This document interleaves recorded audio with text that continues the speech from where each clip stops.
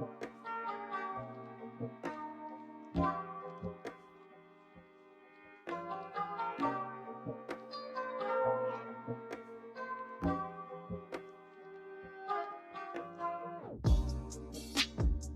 yeah, thank you everybody for joining the session today. When Reza asked me a few weeks ago if I'd be interested in doing a session for Persian Scottish, I was absolutely delighted, and I just wanted to, for me, I wanted to make it as relevant to the Persian Scottish community as possible, and sort of focusing on unpacking well-being, and hopefully we'll be able to cover the main themes within the hour. I'm not overly constrained by the hour, so if it generates a bit of a discussion, then I don't have many plans on a Sunday afternoon, so feel free to ask me as many questions as you like.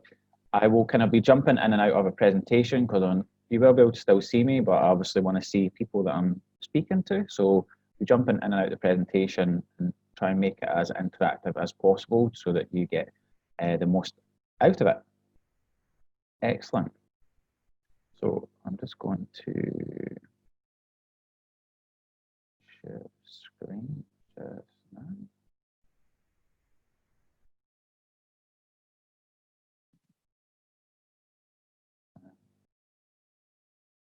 Can everybody see that okay? Can you see that, Reza? That's clear, yeah. Yes, perfect. Okay, so yeah, welcome. This is some people may recognize this image as from the Hafez tomb in Shiraz in Iran.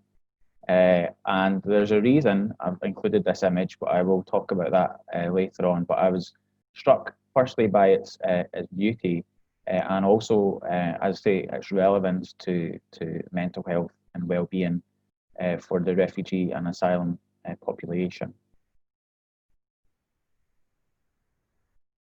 So I've been reliably informed that this translates as welcome to the mental health and well-being session.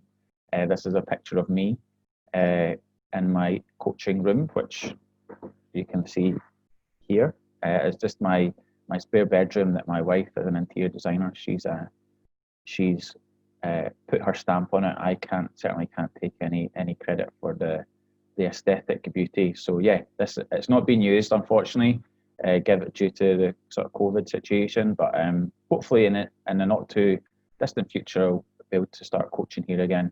So yeah, welcome to today's session. So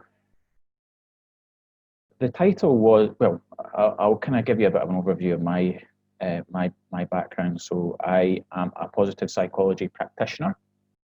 So what does that mean exactly? It's another word for a coach. So a coach is coaching is something that typically happens between two people or a group of people to share ideas through knowledge and learning and then to help the individual or the group to implement long-term sustainable change. So people come to coaching, people and organizations come to coaching because something they have something needs to change in their life or change within their organization. And coaching is a sort of process of basically sort of through conversation to bring heightened awareness to people's their own circumstances, their own thought process, or the behaviors of an organization to implement some sort of change. So that's what coaching is, and a positive psychology coach or practitioner is, which I call myself, is somebody that practices the application of the science of well-being. So that's what positive psychology is. So before I became a coach, I worked for 10 years in an investment bank. So I worked within operations and I did pretty well. Worked in London, in Glasgow.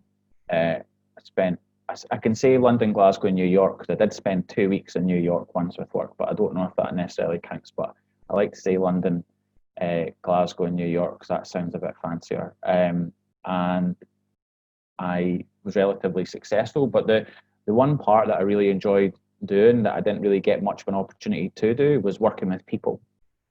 I really enjoy working with people, and I, as you sort of make your way further up the chain within banking, I was getting less and less opportunity to do that. So I made I made a decision to change my career, went back to university, got my postgraduate diploma in positive psychology, and here I am here. I've got a long-standing sort of interest and a relationship and connection with refugees and asylum seekers in Scotland. I've been a supporter of the organisation Refugee for a number of years, and it was actually an event that a refugee event that I met Reza. So that fateful afternoon when I went for a run and I realised that Refugee had an event on, I went along, sat down, and next to Reza we had a chat, and I had a cup of tea, and yeah, from then we've had sort of what started off as a professional relationship over the last couple of years. It's turned into a mentor, and more recently a sort of a friendship. So yeah, I was absolutely delighted that Reza invited me along to today's session. So I'll kind of stop there just now, but I'll ask the question: what is mental health? What are people's thoughts on what mental health means and what well-being means? Does anybody have any thoughts or perspectives on that? Because the words that are used interchangeably and used all the time, but they're kind of, it means very different things to different people. Does anybody have any thoughts on that?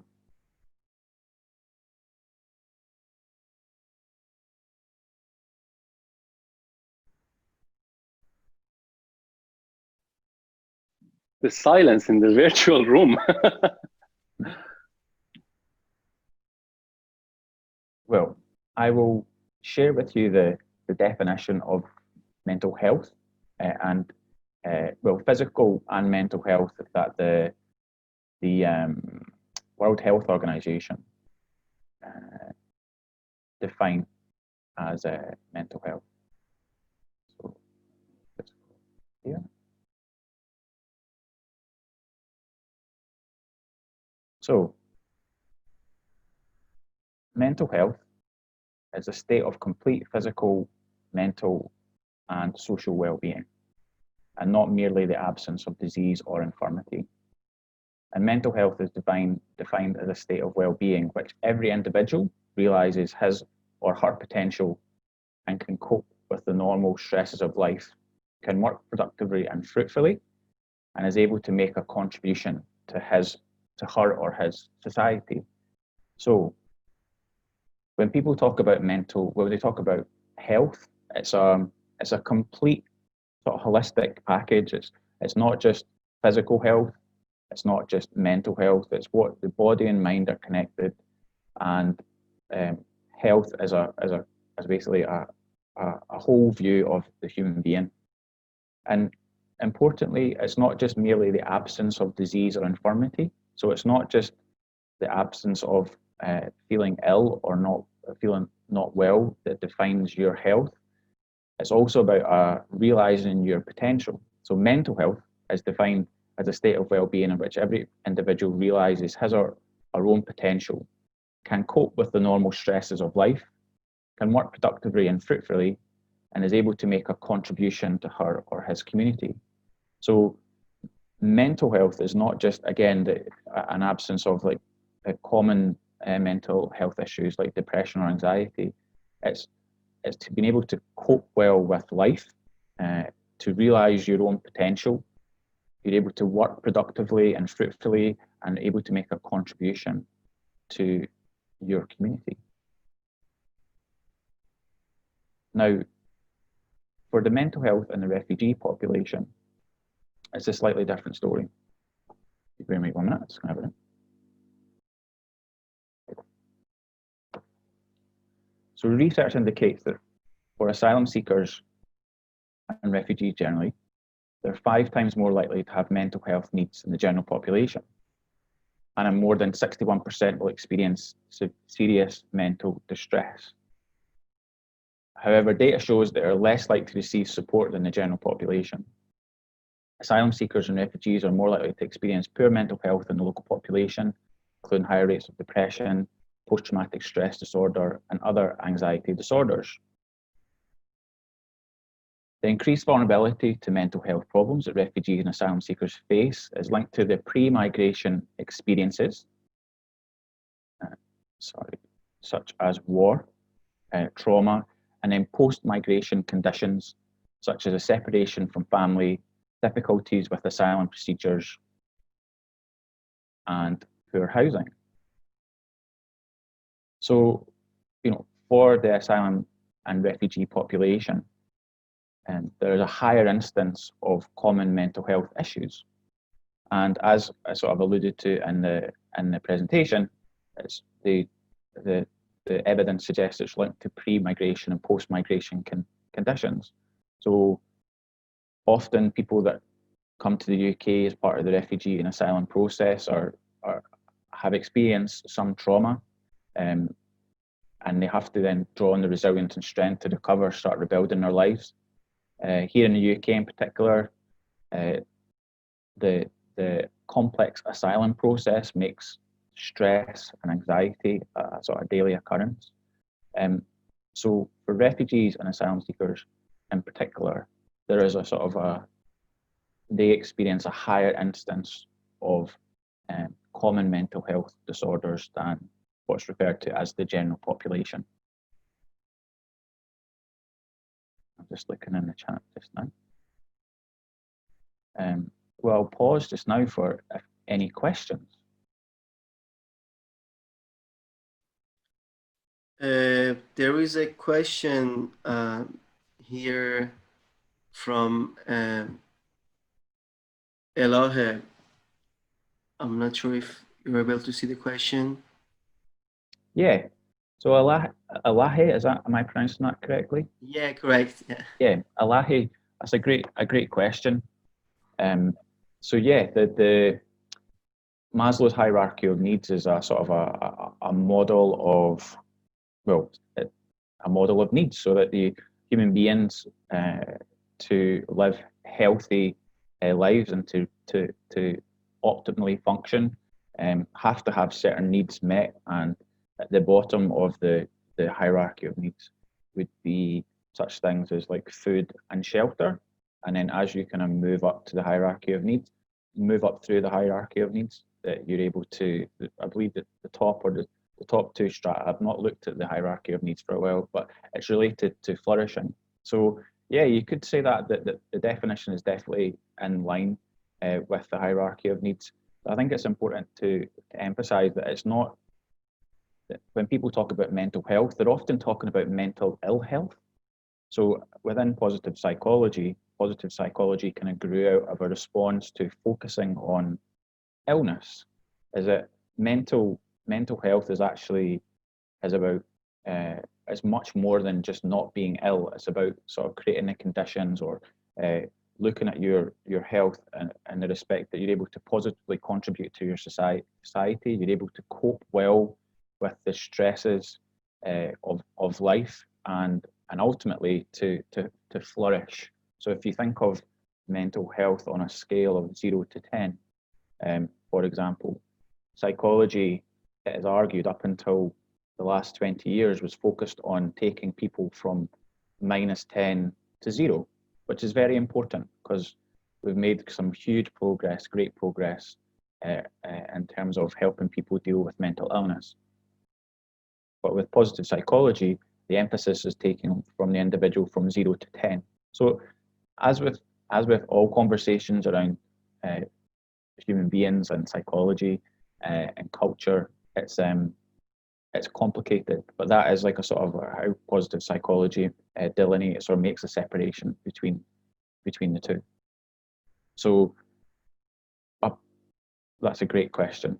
I love it. Maslow's hierarchy of needs.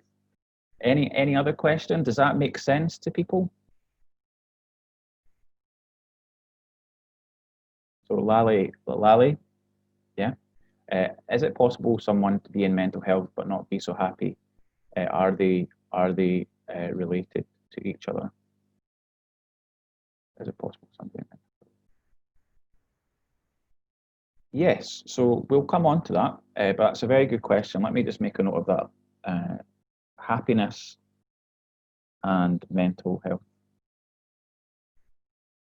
Because then we can move when we talk about happiness, that's often used with the term well-being, and we'll have a chat about well-being slightly later on in the discussion. But I'm just going to jump back into the presentation and sort of wrap up this section, and then we'll move on to well-being.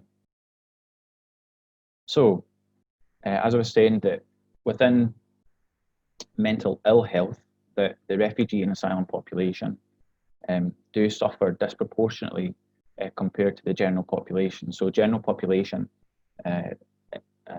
I'd say in the United Kingdom, is about 1 in 4 people each year, or at any one time 1 in 4 people will have a common mental health condition. But as you can see here, that for the refugee and asylum population, given the factors that we just discussed, are disproportionately more likely to experience serious mental distress. So, common mental health problems. So, these are common mental health problems that we all can suffer from at any point in our life. It is healthy for human beings to feel low sometimes. It's just part of who we are, you know. But there's a difference between feeling low and depression. There's a difference between being a little bit maybe like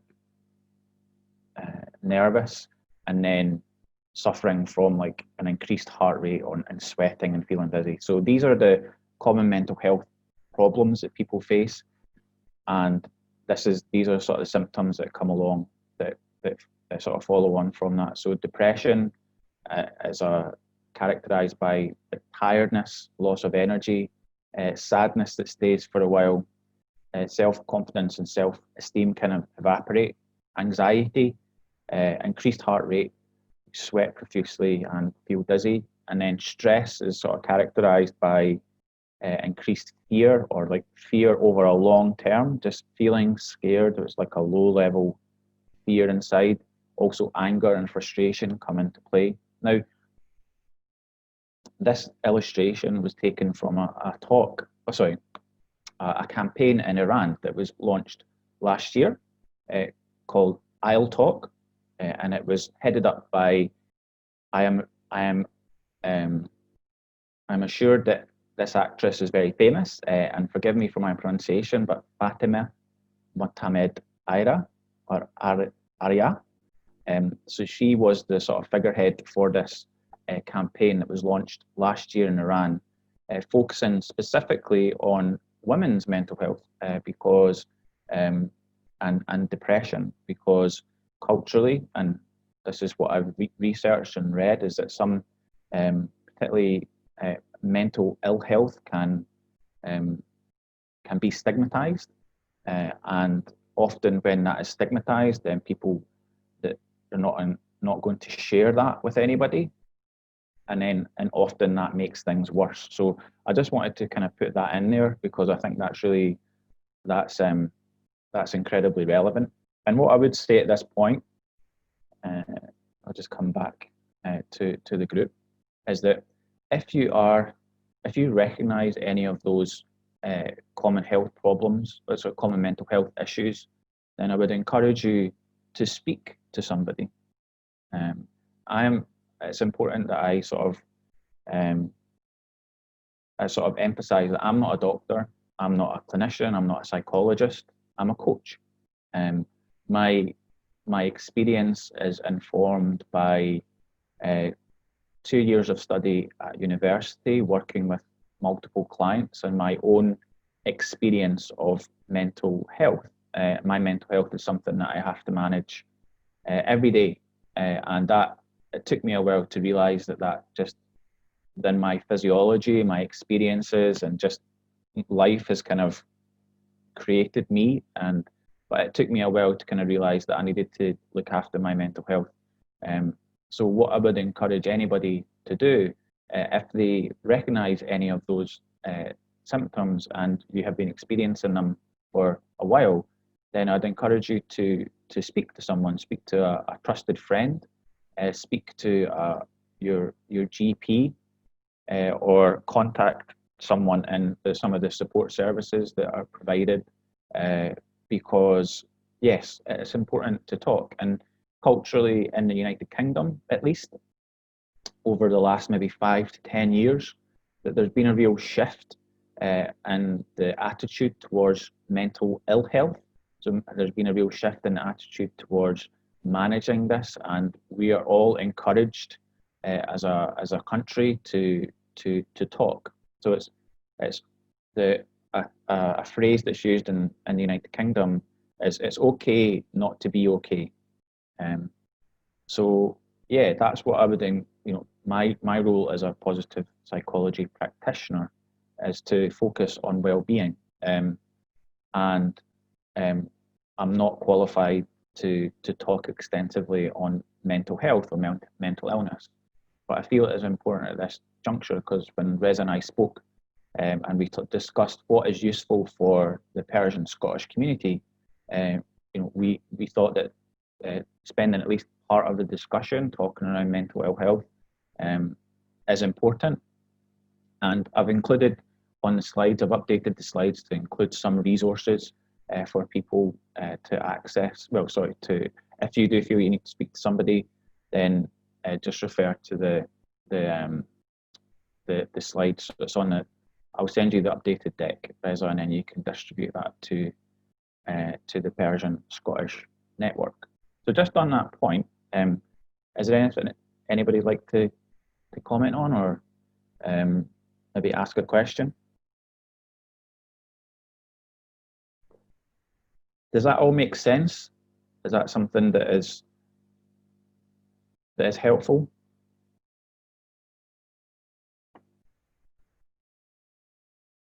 Well, I hope it's helpful. It certainly helped me. Lally thinks it's helpful. Yes. Excellent. Okay.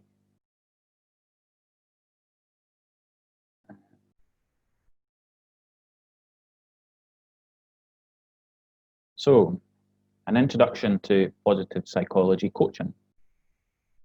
So this image is actually of the patron saint of Glasgow, called St Mungo. And you may not, those of you that are familiar with Glasgow, that's just on the high street. So it's just next to Ingram Street as you go up, and you go up the high street towards the Royal, to the hospital, the Royal Infirmary. And St Mungo is the patron saint of Glasgow, and the story goes that St Mungo was able to, he was able to bring birds, or he brought some robins back to life, and this is the depiction of it. And there's no other reason I put this in this slide other than just that I love the image, and it's great, and that's the look I'm trying to cultivate as well. So, what is well-being? So the foundations of well-being, to go back to Lally's question, how is mental health connected to happiness? So happiness is used often in the place of well-being. So when people talk about well-being, it's not just about the absence of illness, it can be about happiness. So what is happiness? So within positive psychology, or in psychology in general, happiness has been defined, when people talk about happiness, it's defined as feeling good and also having a positive or outlook on one's life. So that could be, so it's referred to as life satisfaction. So if you experience more positive emotions than negative emotions, and you're optimistic about life and you're able to cope well with life,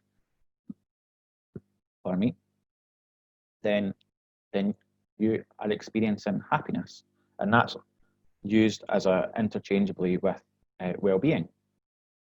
Within positive psychology, they've looked a little bit further at what well-being actually means to be able to flourish and function optimally as a human being. And they've looked at they've created several theories around this. And this is how I live my life, as I look at each of these pillars of well-being and see what's going on in my life. And within positive psychology coaching, the application of intentional activities, so doing things differently, thinking differently in each of these areas of your life will enhance your well-being.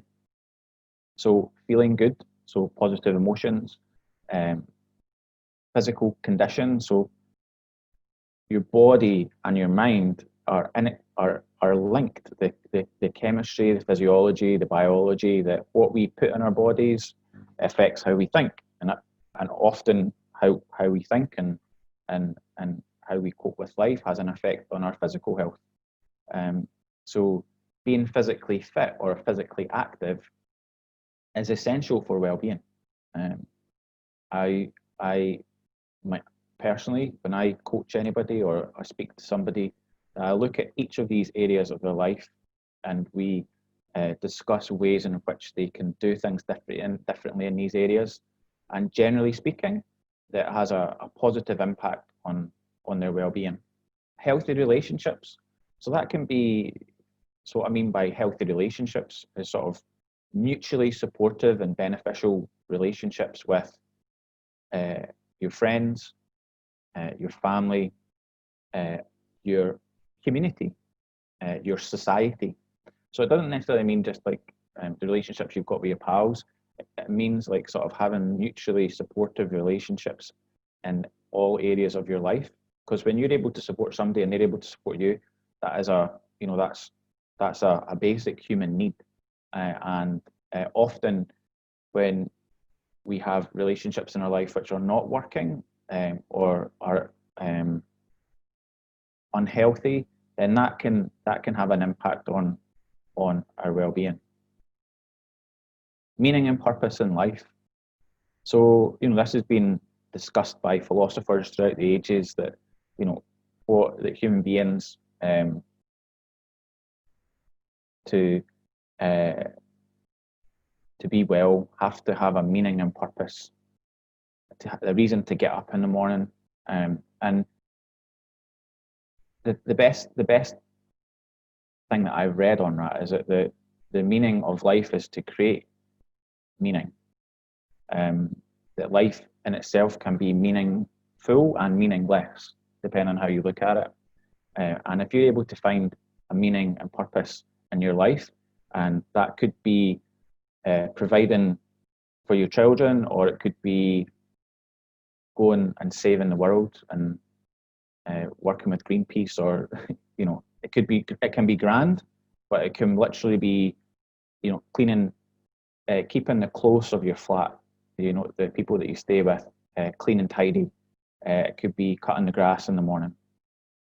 And then flow. So this, I should explain what flow means. So flow is something as an intentional activity, or something that you do where time disappears.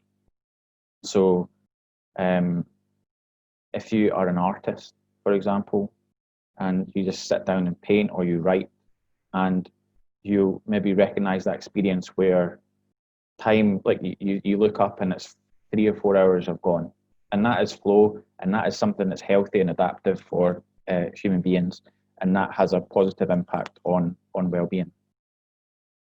And coping well, again, is like around like sort of life satisfaction and being able to deal with the stresses and strains of normal life. Positive psychology is not about just being happy and happyology and focusing on the positive, because life is complicated, life is stressful, but there are things that we can do in our life, and there's activities that we can do backed by science, backed by empirical evidence, that can have a positive impact on your well-being.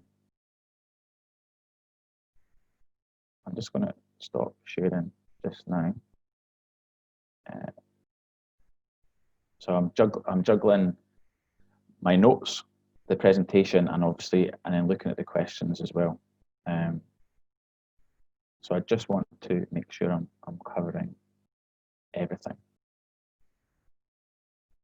And ultimately, and it's really important to emphasize this, is that mental health and well-being, why are they important? Is that they can improve your quality of life. And that is the key for me, is just that there's no point in being happy just for happiness sake. It has to have an impact on your quality of life. So if you're able to experience good mental health and you're able to cope with the stresses and strains that the world is throwing at you, that you're able to find meaning and purpose in the life that you have healthy relationships with people, and you're able to support people and they're able to support you and your community and your family, amongst your friends, and that you're physically well, for example, then these all have a net positive impact on your quality of life. And that is really, for me, the essence of positive psychology, and specifically positive psychology coaching. It's not all about being happy. That life is complicated, but within what we practice, and everybody's different culturally. It's very culture is equally as important, because from what happened, what is important in one culture is certainly very, very different in other cultures. In the West, for example, there's over the last maybe 30 years, there's been more of a push towards an individualized culture where people were very self-orientated. This is a generalization, and then as you go east, there's more of a collectivist culture, that people are much more motivated by community and family, and that is your individuality is kind of subordinated, or is not as important as the health of your family and your wider network. So culture is very, very important. And obviously with the talking to the Persian Scottish community, you've now sort of got an understanding of Scottish culture and how to still retain your identity, or retain the Persian or Iranian identity within Scotland. And I think, and it's not, what I've been reading is that I think there's a tendency to try and assimilate into the Scottish identity, or where you now live, at the expense of your own identity. And I think it's much more of a balance. And again, positive psychology and looking at the relationships that you have with your community, with local community where you live, and Scotland at large, that's something that positive psychology would definitely be able to contribute to. I'll pause there. That I went on chatted for quite a bit there, but I just wanted to talk about a bit about well-being. We're covering quite a lot of topics in a relatively short period of time, but so it is really just an introduction to the tenets of well-being, mental health, and positive psychology. But I hope that what I've talked about so far is useful. So I'll pause just now to answer some questions. So, MG to everybody. Which one is more common, you think? Mental health affects more on physical health, or vice versa? That's a great question. There was a school of thought that mind, for quite some time, that like Descartes, I think, a philosopher, sort of made a distinction between mind and body, and that informed a lot of the science that mind and body were very distinct. But in recent years, the science has demonstrated that how the body, the health of your body, does have a significant impact on the mind. I don't think one necessarily has more effect on the other. If I look at my own sort of personal experience of physical fitness or exercise, and how that affects my mental health, is that has a huge impact. Like I definitely don't feel my best if I've not exercised, and that I've got to I'll make a distinction between physical activity and exercise. Exercise is high intensity, so like running, going to the gym. Physical activity is slightly different. So in the UK, you're encouraged to do 30 minutes of physical activity a day, and that could just be going for a walk. So I have dogs, but I also run as well. But if I don't get out into nature and connect with people and connect with my environment, then over a period of days, then that can have a significant effect on my mental health. It's not something I can really think myself out of. So often when I go for a run, it just, whether that's the sort of endorphins, the sort of brain chemistry or whatever, but the endorphins do then have a significant shift on my mental health and well-being. And often, you know, how you think and how you feel. If you're not feeling so good, then you're less likely to, or less inclined to go for and do exercise. So yeah, it's difficult. It's like a sort of a dance between the two. But my own experience or my anecdotal experience of working with clients is that physical activity and exercise has a really significant impact on people's well-being. And pariah, apologies, is that correct pronunciation? Paria. Paria, sorry, paria. Yes. Is it mental health signs has a different impact on people from different backgrounds? Yes, so again, it's a great question, and sort of why I sort of emphasised at the beginning of the conversation that depending on your experiences, depending on your upbringing, genetics can play a huge role as well. These all have a huge impact on your mental health.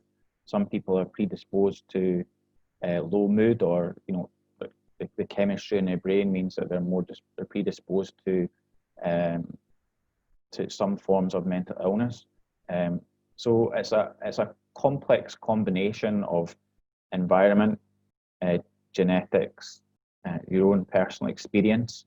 But the fourth element, and this is where, you know, positive psychology and focusing on well-being, is that this is where positive psychology can make a difference. Like the percentage is contested even now within you know, the science is evolving and suggests that your experience, how you've experienced life, has a much more of an impact than your genetics. But there is still a place for intentional activities, so thinking and doing things differently, and reflecting on your experience, that can have a really material impact on your mental health. So yeah, I've kind of answered the question, and not really. It's complicated, and yes, you're absolutely right that people with different background can have an impact on mental health. And if we look at the statistics, typically for refugees and asylum seekers, that they're disproportionately affected by certain common mental health disorders like depression, anxiety, and stress. And Lali's asked another question. I think these are general factors. Do they have a percent? How many percent feelings well during week is normal? Yeah, well, they do, Lali. There's a school of thought within positive psychology, is that there's like a sort of ratio, a happiness ratio.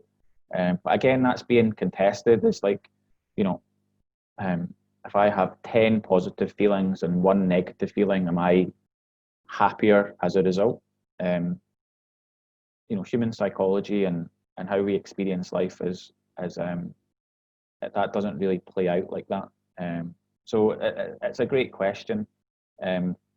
How I kind of look at it is like from my well-being is from it's called a biopsychosocial model. So I talked about the foundations of well-being, that if you're able to sort of nurture each of those areas of your life, then that will have like the physical activity, relationships, meaning and purpose. Then this will generally have a positive impact on your well-being. If you spend a week, for example, trying to boost your positive emotions, so like I feel great when I eat chocolate, right? And there's nothing I want to do more than just inhale galaxies. But I know that if I have 10 bars of chocolate and I feel fantastic, then the next week I will not be feeling so good. So it's a bit of a, that example maybe not a perfectly fits your question, but yeah, it's complicated. But through the work that I do, I try to sort of simplify it, or just like sort of break it down so that you can understand well-being and understand what it means, what mental health and mental ill health mean, because these terms are used interchangeably and it's not often clear what it means. Does anybody have any other questions before I sort of jump back onto the presentation? I'm mindful it's about 1:45. I'm happy, Reza, to this run over a little bit. So I'll just we are covering quite a lot of information, but I'm happy for it to depending on how many questions people have. So I'll just jump back in. Me too, if that's okay with everyone. We'll go over 5 minutes or so, if that's okay. Okay. So for no other reason than I like Rocky, I put a picture of Rocky Balboa on the on this page.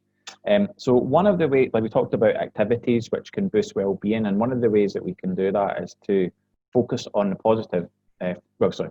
Focus on certain aspects of human psychology, and we can do certain activities focusing on that. And one of those is character strength. So again, this derives from the philosophy of virtues, so morally positive traits and capacities that human beings have. So character strengths are positive traits that human beings have for thinking, feeling, and behaving in ways that benefit oneself and others. And these are the psychological ingredients for displaying virtues or human goodness. Now, I'm going to try and share the via character strengths. If you bear with me 1 minute.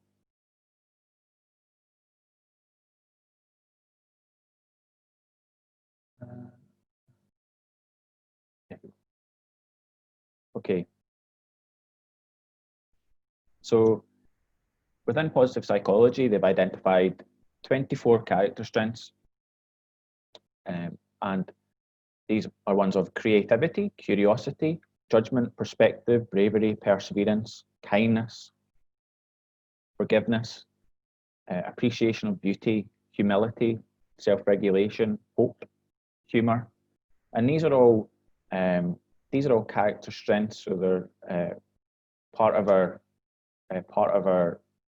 psychology, part of who we are as human beings, that cross-culturally, that generally speaking, that we all have elements of these in our makeup, and some are more pronounced than others.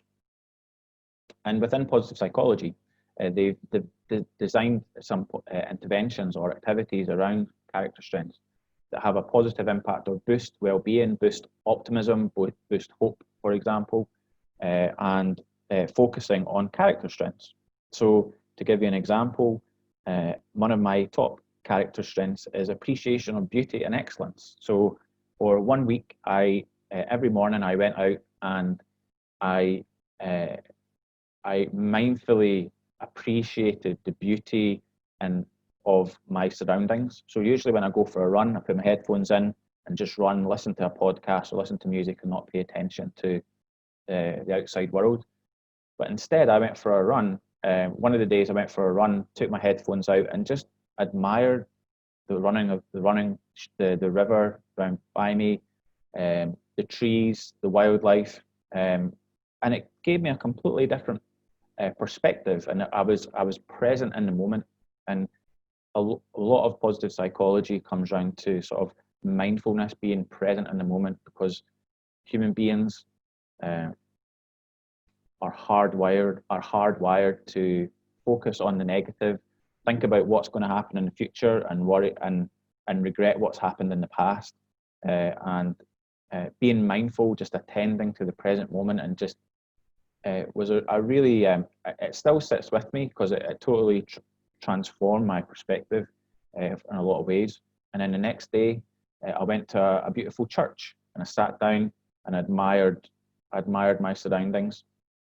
And just through this intentional activity, I started to feel better. I started to have a more optimistic outlook on life, and that has been, like, this intervention, or this intentional activity has been proven to boost optimism levels. So these are the things. These are the sort of the activities that we can do, or the behaviours we can do, that can have a significant impact on your well-being, irrespective of well, not irrespective, but mindful that you may be suffering from some form of mental ill health, for example. These still can have a net positive benefit on your well-being. So yeah, I use that as an example. So Reza sent on some questions to the group, and I wonder if anybody would like to share their responses, because the questions that I asked were related to strengths and things that you're passionate about, things that you like talking about, and I wonder if anybody would like to come back and share some of those.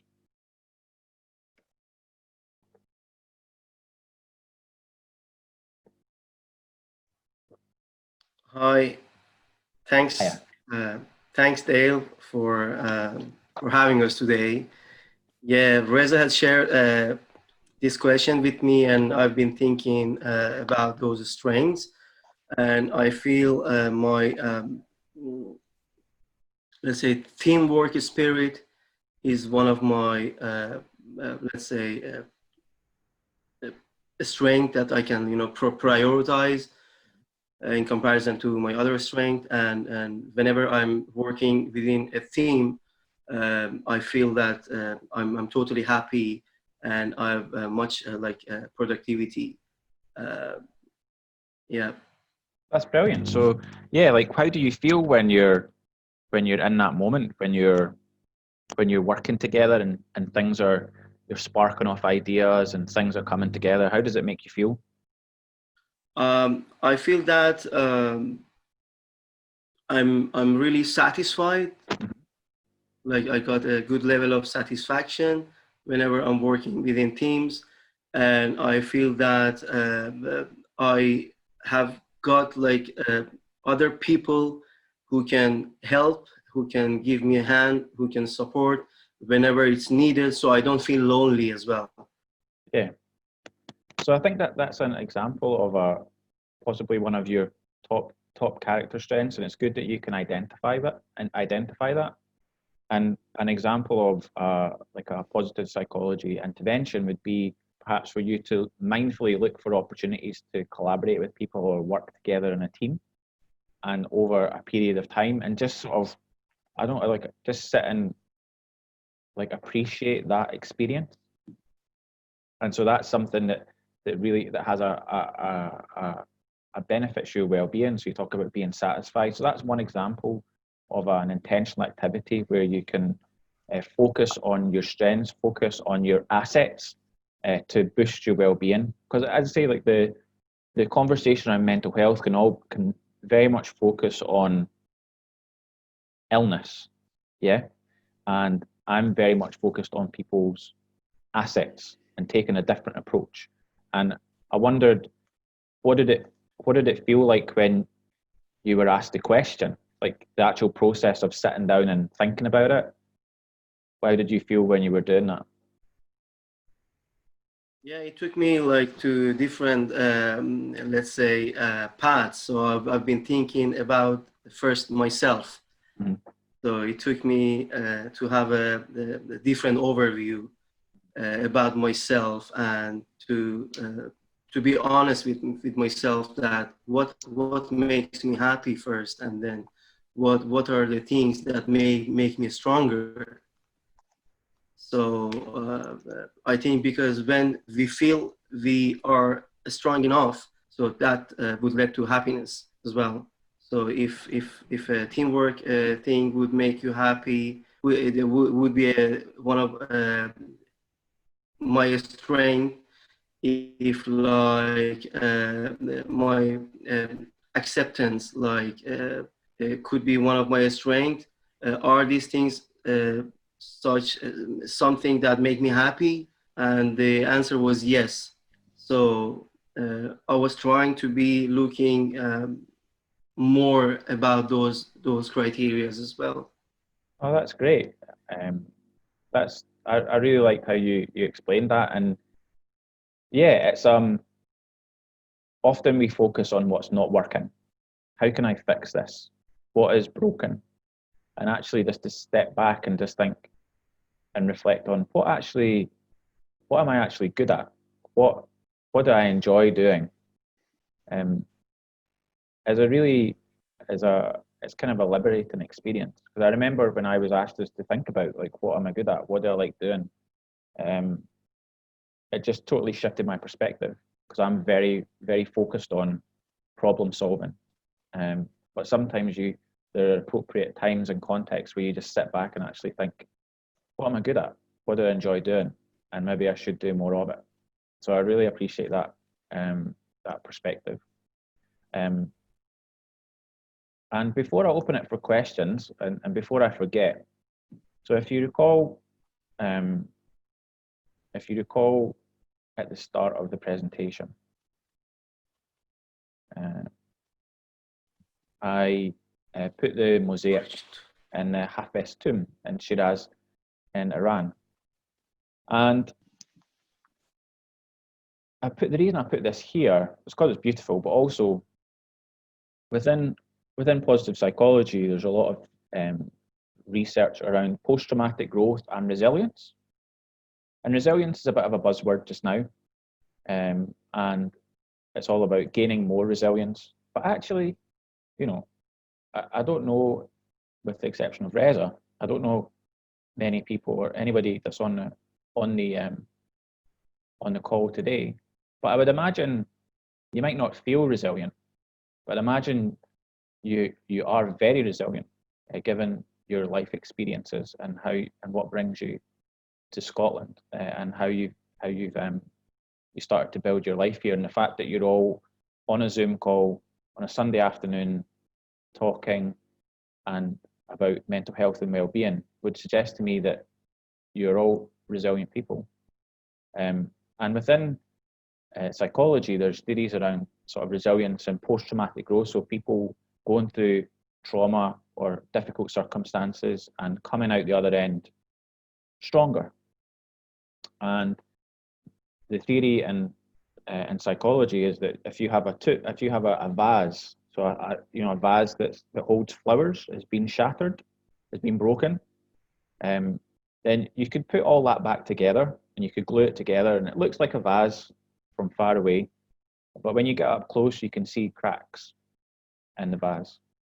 Now, within post-traumatic growth, or like having gone through this experience, is that why don't you just make a mosaic? So you take the pieces of the vase and make them into something beautiful. And that is why I wanted to use this analogy today, because yeah, like with the it's just a nice way to describe I suppose like a lot of what people have gone through and how they've managed to get through the trauma and build a new life. And this is the tomb in Shiraz is a representation of that. It was a vase and now it's a beautiful mosaic.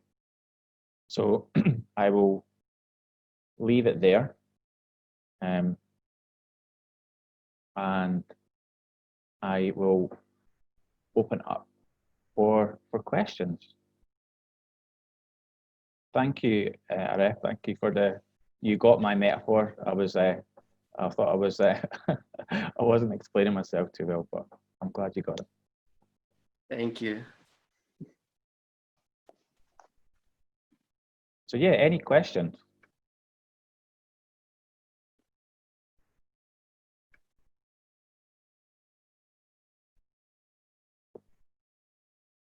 Well, you guys want to stay quiet, but we can start with Arif and then move on to Hidayat. I can Hi. see he's on mute. Go ahead, Hidayat. Okay. Hi Dale. Thanks for your being here and helping everybody by this course of well-being. I actually had a question about the. You said that you talked about the foundation of well-being, and you said something about the purpose in life. You know, you have a meaning and you find a meaning and purpose in your life, and that make you happy. My question is how you can work on your purpose actually, because lots of people, it's hard for lots of people to find actually the meaning of life, and you know what I mean, like finding the purpose. And yes, lots of people don't have actually the actual purpose. So that's my question. How they can improve it and help themselves. So your question is, what is the meaning of life? Yeah. I'll try to answer that. It's a great question. Is it Hidayat? Am I pronouncing that? Yeah, it's a really great question. And it's different for everybody. The examples I gave is that, you know, it might be at a community level that you work hard to keep your community clean and tidy, for example, and you look out for your neighbours, and you look out for your friends and you support them, and that could be your meaning and purpose. So meaning is like is what it is, and the purpose is actually in the doing. Yeah. So knowing what it is and then doing, because it's all about actually intentional activities, things to do. For some people, it's to have children, and that gives them meaning and purpose. But as I was saying, that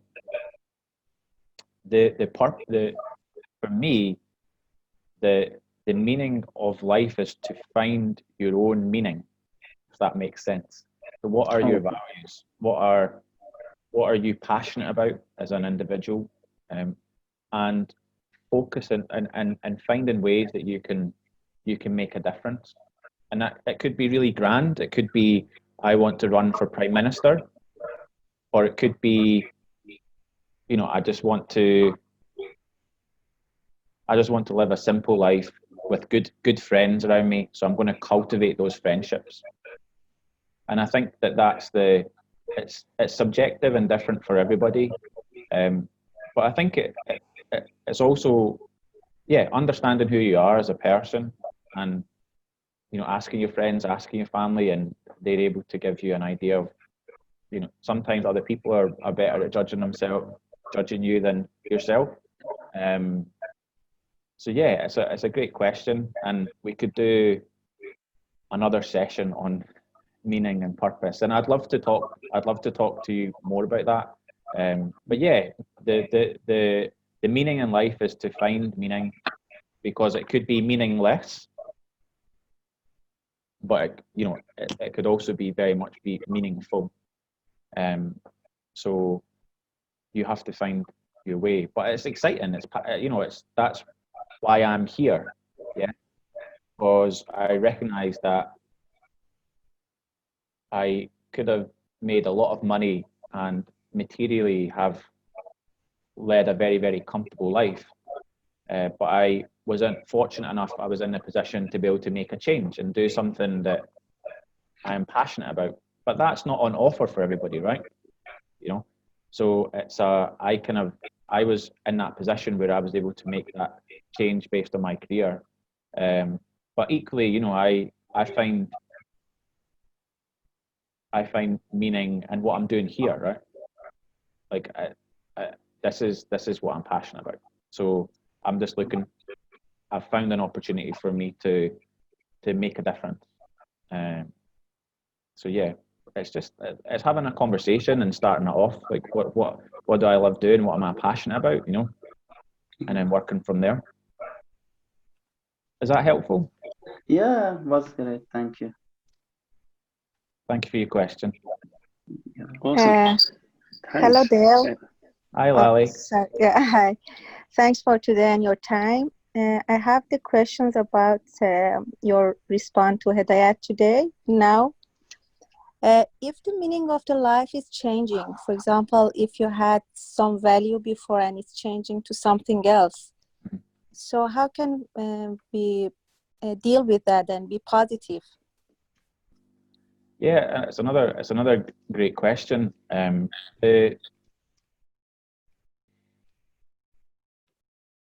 Yeah, life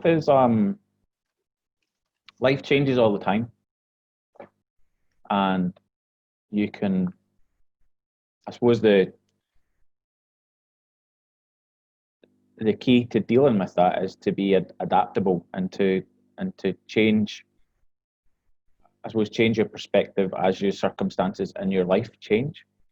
Now, I know, you know, I've not gone through some of the experiences that some of you on the call have, and I can imagine that was, you know, it's been an incredibly challenging and difficult time. But I suppose that just having as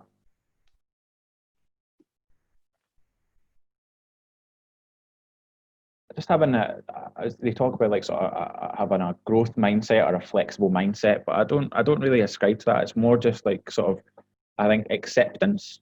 Acceptance is really important. Acceptance is the starting point, because when we accept our circumstances, then generally we suffer less. If we accept the circumstances in which we live in, and then we find meaning within those new circumstances. So yeah, it's what I would say in terms of the second part of your question was, like, how do you find positives within that? Is it from a well-being perspective, and using those models of well-being is just look at each of those elements in your life, and it doesn't need to be something huge, but just to look at each of those areas and do something different, or do something that you do something that is that will, I was going to say make you happier. That's not what I mean, but will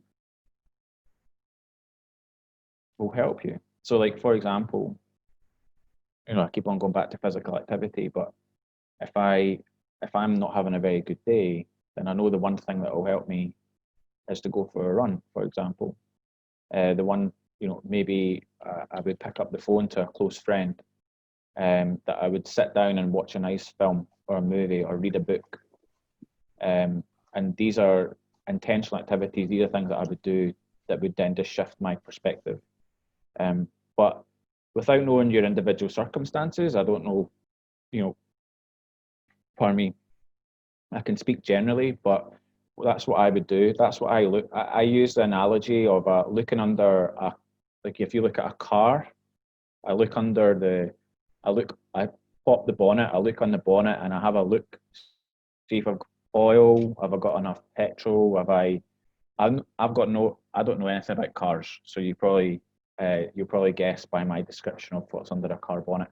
But I look under there and just tweak everything every day to make sure that my engine is running as well as it can be, rather than what I did in the past was wait until there was smoke coming out, billowing out the side, and then I looked under it and realized that, okay, this needs a lot of work.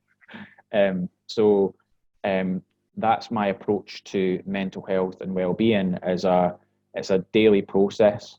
Now, that's why I say that context is really important, because I know, like, to give you an example with, like, the asylum population, I know that it's not possible to work. Yeah, so, like, work is a huge, you know, it's something that gives lots of meaning and purpose in people's lives, and for some people that's not possible. I've not experienced that, so I can't sort of relate to that. But even within that, like, if you're able to sort of really break it down into those component parts of well-being and make those little changes, then that can have an impact. Something as simple as just talking to somebody about how you're feeling can make a huge difference. Thank you. No worries. Thank you so much, Lala, for asking a question. Again, and to add to that, it is a process, Dale. But I mean, when you gain wisdom and knowledge to help others, even your understanding of the purpose and meaning of life will change. And if you ask someone in their 20s, then the question of what's your purpose, what's your meaning in life, and then ask them in their 40s and their 50s, again, it's constantly changing. I'm in my 20s, and my understanding of meaning and purpose in life when I was 15 and when I was 20, it was totally different. I think it had a totally different meaning for me. So it's not a bad thing if it changes. I'm just trying to say that. No, it's yeah, like it will change throughout your life, and as your priorities change, as your circumstances change. But yeah, I think to be able to adapt to those changes and to accept life on life's terms is the first step. Indeed. I'm just conscious of the time, and I wanted to remind everyone that Dale has kindly offered to do this as a series of sessions focusing on the foundations of well-being. So each session on every single foundation. So there's 6 basically pillars of theory of well-being or happiness. So if you're interested, and obviously the feedback, I will get in touch with every single one of you to do an evaluation. So if you're interested, please do let us know so we can design other sessions around the topics that you guys are interested to hear about. Perhaps one again on specifically on meaning and purpose. I wonder, like, just going back to just asking the group, like the discussion on mental health and explaining, kind of unpacking what mental health is, was that helpful? But as I say, like from a cultural perspective, as I understand, like Iranian culture, that is like talking about mental health is not something that is very common. So I'm just curious, if did that sort of make sense? Was that helpful? Because I come from a culture, grown up in, the last 5-10 years, like it's gone so far the other way, like that people are like, we're just encouraged to talk about mental health all the time. So it's not radical to me. It's not like, but it may be if you've never thought about it before.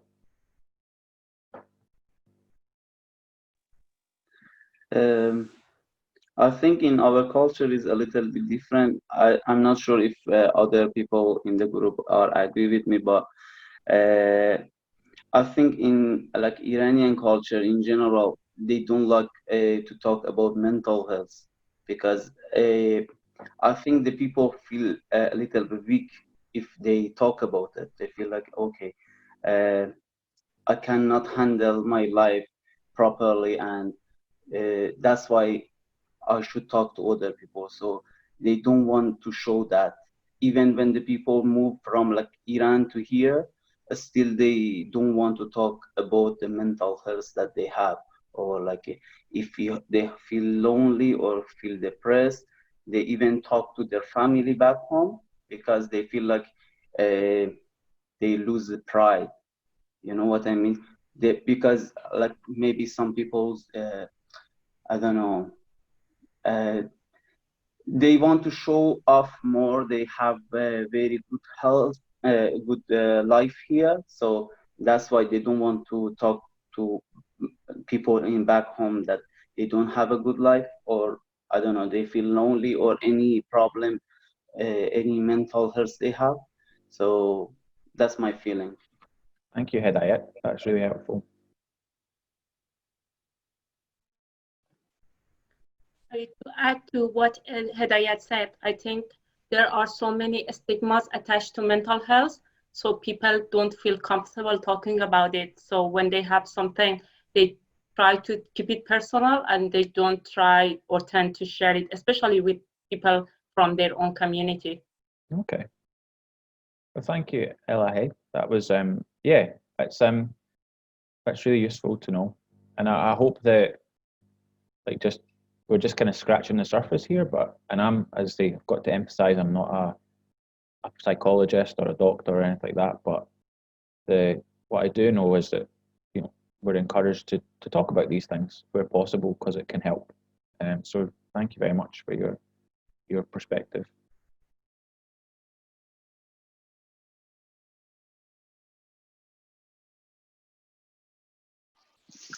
Cool. I don't see anyone have any other questions. So, if you'd like to wrap up, Dale, if you've got anything else to add to your presentation, if you've got any other questions, any thoughts that you want to leave our audience. Well, thank you, Reza. Well, I just say, I'm really delighted about the work that Persian Scottish is doing. It's great that during this time, and I'm not even mentioned coronavirus.